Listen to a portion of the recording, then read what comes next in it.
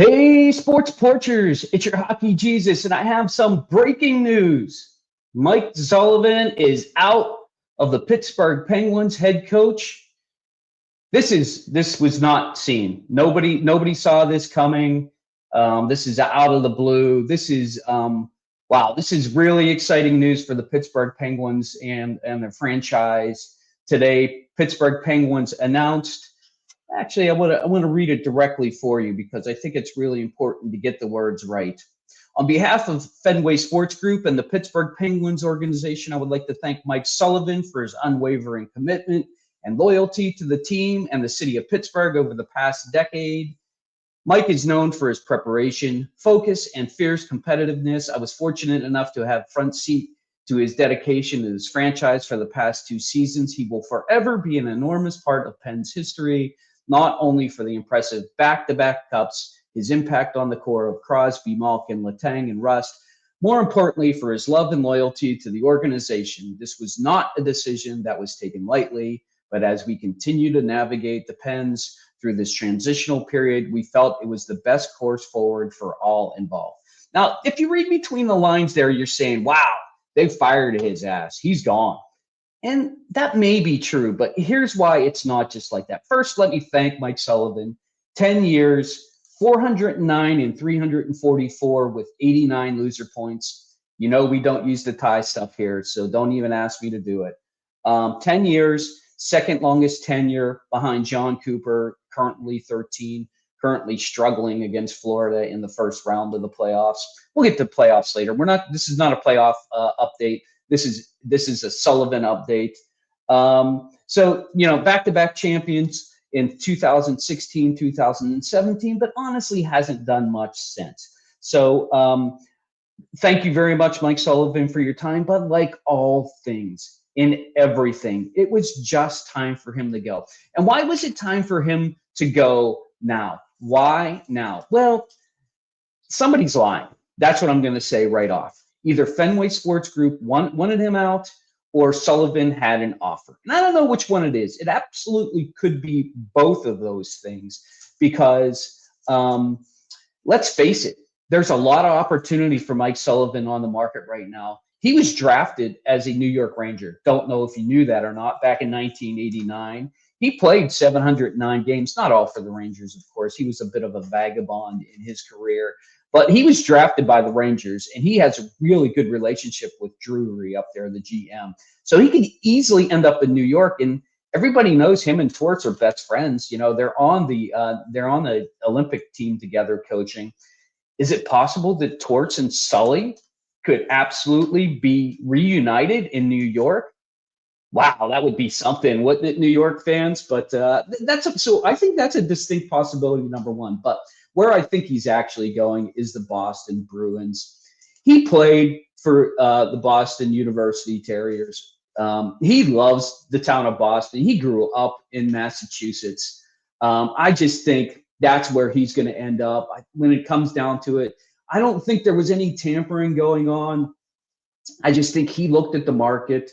Look, there's this rumor going out. I think the fans started it. They said that Sully came in with a list of demands and, he demanded these things and then he was fired on the spot. I don't believe any of that shit.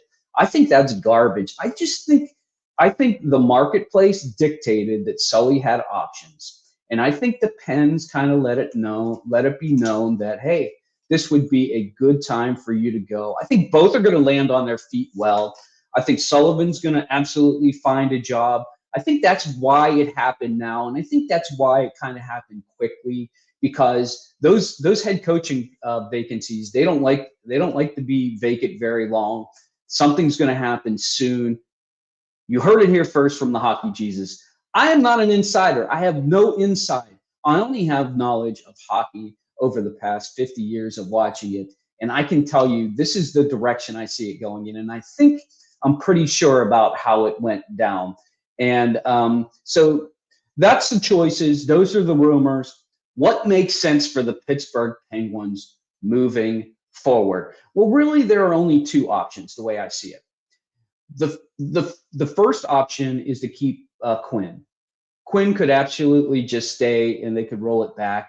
with Quinn, and that would be actually a pretty terrible thing. Now, the other thing is Rick Tocchet still is a head coach out in Vancouver, but he could get fired at any point, or he could get traded to the Penguins, and the Pens could roll it back with Tocchet. Tocchet got a great working relationship with Malkin and Crosby, Letang. I know Letang said he doesn't want to play for anybody else but Sully, but I think he would make a change if Tocchet was behind the bench.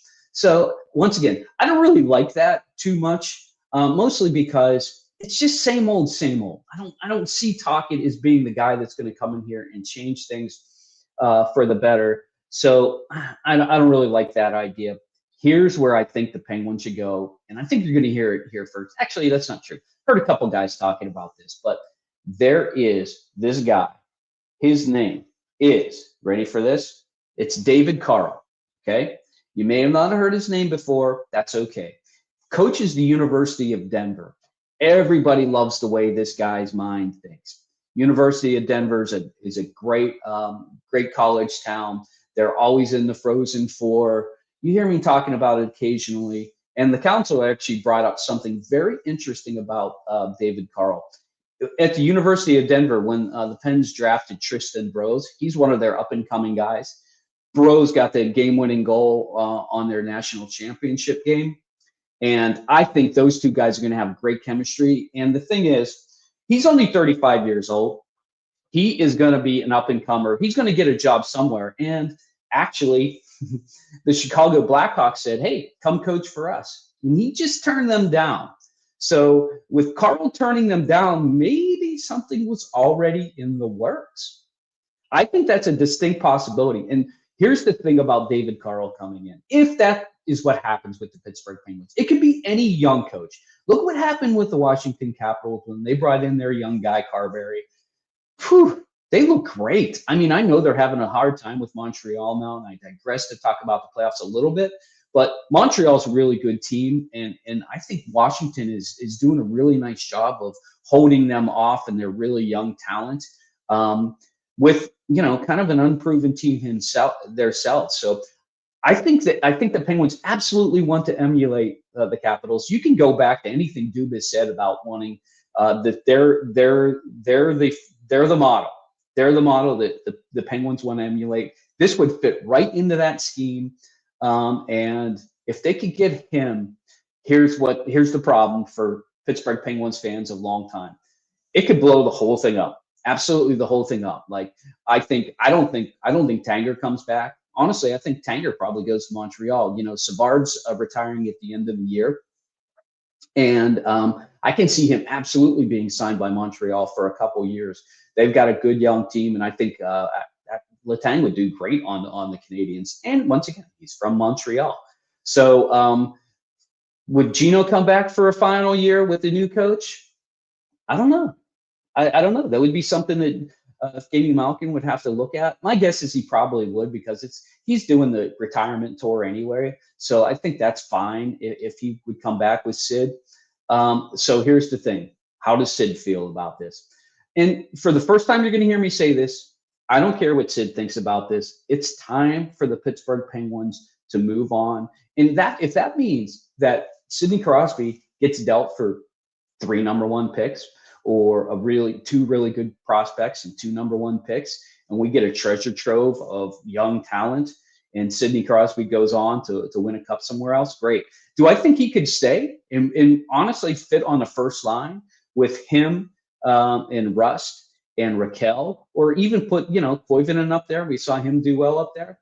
I think that's a distinct possibility. I think that would be great for the franchise too. So the Pittsburgh Penguins are making a big move here early in the postseason. You're not even out of the first round of the playoffs, and the Pittsburgh Penguins are like, hey, we got to do things now. We're not waiting till this whole thing is over. I love it. I think it's absolutely great for the city of Pittsburgh. It's been a long time coming, Pittsburgh Penguins fans. And here's what I have to say to the fans of New York and Boston. With Mike Sullivan, you're getting a damn good coach, okay? You're getting a damn good coach. I think he is going to be. I think he's going to be a good coach no matter where Mike Sullivan goes. But here's the problem with Mike Sullivan, and you're gonna have to deal with this in some way, shape, or form. Mike Sullivan is stuck in his ways. He only knows one system, and he doesn't know how to adapt. And that's the reason why he never really got back to the playoffs. Let's face it, the Pens were getting old. It's time for the youth change to come. And it's coming to you, Pittsburgh.